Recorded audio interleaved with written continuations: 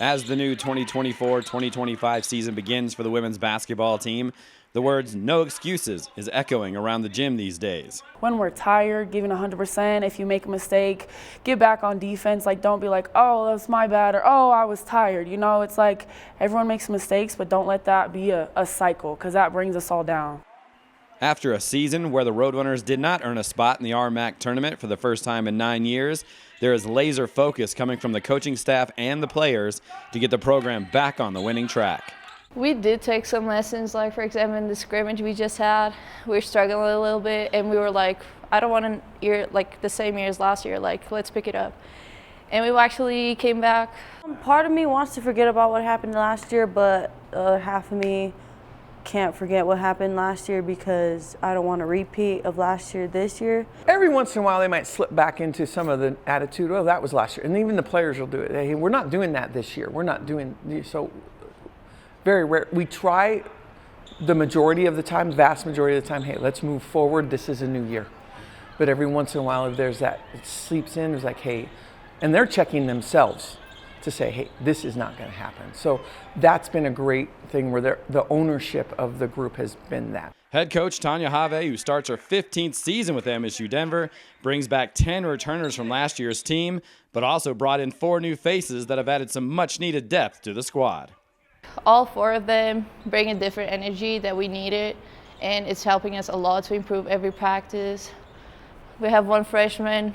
She doesn't even look like one, so that's a good sign. Yes, because I feel like last year we were a new team. There's a bunch of freshmen on the team. Now they're sophomores, so 10 returners is good. I mean, it's not like we're rebuilding because we were rebuilding last year. So, I mean, it's not really rebuilding. It's just like welcoming them into our team, helping them out so they adjust to how we play, how coach's style of play. Yeah, it's been good because everyone, like, most of us know the defense and the plays, and so there's only 4 newcomers, but I think we've all transitioned really well because of the help from our returners. And everyone's holding each other accountable and bringing in 100% effort, and that's been really helpful, having 10 players who already know what it's like and already went through what they went through last year, and so they know that they want to give even more effort to have an even better season, and we just have to be there to match that.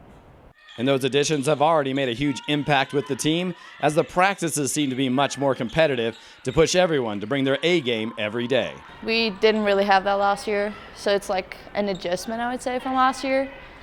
But we feel it, like we were like, okay, I'm getting better every practice, like for real, for real. Yes, we've got some people that are pushing, you know, in the post.